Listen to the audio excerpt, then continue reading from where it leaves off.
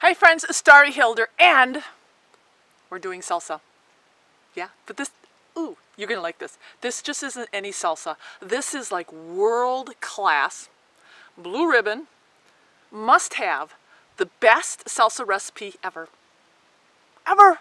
I wouldn't lie to you. No, I wouldn't lie to you. And I know we are heading into September. I know September's here, and we're probably all picked out, right? And you're probably all canned out, and you're probably like, I don't want to do another salsa recipe. You have to do this salsa recipe.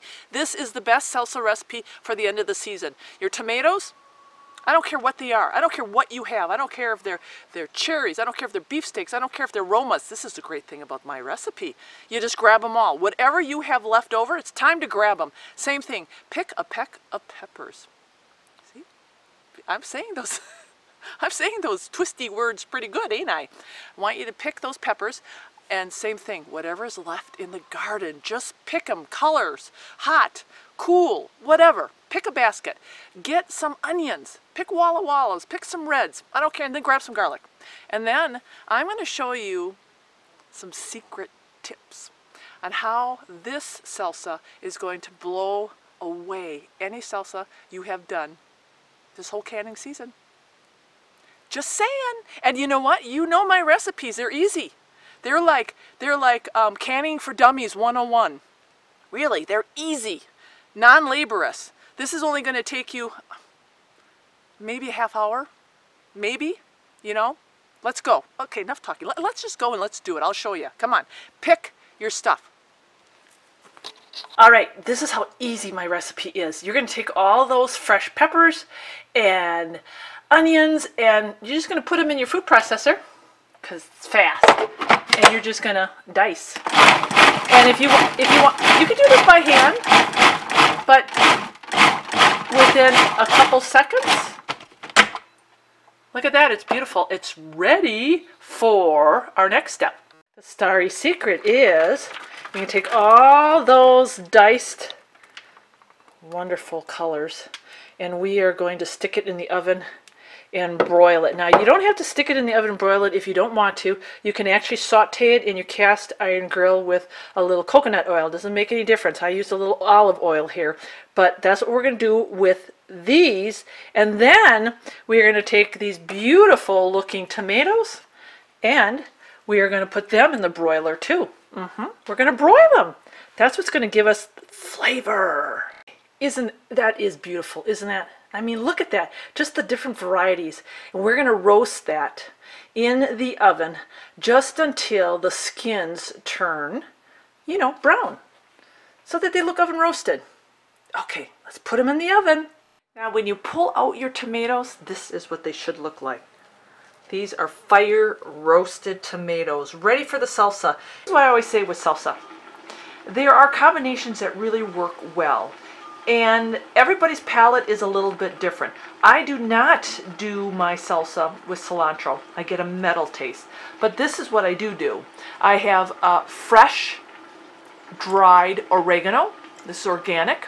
I use my organic ground cumin. Can't grow that here, but I throw a little chili pepper in there. I put a couple cups of vinegar, and I'll either do a lemon or a lime. And of course, this is store-bought, but if you can get a hold of something fresh, that's the combination right there for the winning salsa. Now, the key is not to overcook your salsa. And in fact, I just turned this off. It's only been about 15 minutes. That's it. I just got it hot. And now this is the other, okay, just a couple Starry things.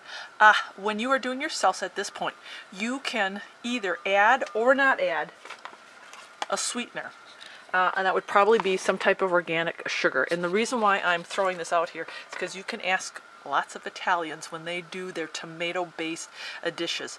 A little bit of sugar helps cut the acidity and just gives it a little bit of smoothness. It does the same thing with salsa, especially for canning long term. So at this point, you can throw a little bit of sugar in there if you're tasting it and you think it's a little bit too much for you. It's okay.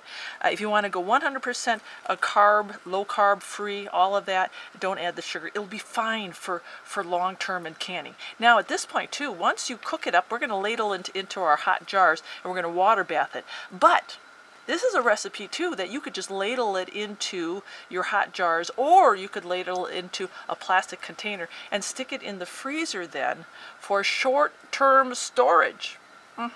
Because there are people who use their freezers for short term, and that's certainly okay. So there's a couple roads that you can go right now. Canning shelf, and we're water bath it. It's going to be 15 minutes in the water bath. Check your altitude. Or you can stick it in the freezer after you ladle it in and cool it down. All right, so we're going to get going here. We're gonna ladle it in, and I'm going to water bath it because I love my pantry.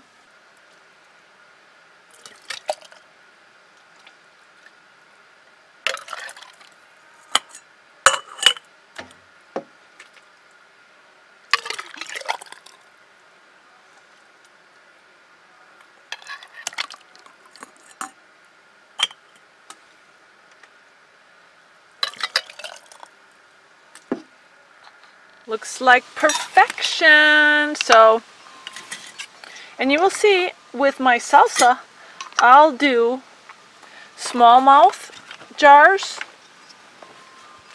and I threw a couple wide mouth jars in there. But the beauty of salsa is you don't need to use up your wide mouth jars. You can save that for like your meats. And oh, we're done. Jar after jar after jar for the pantry shelf.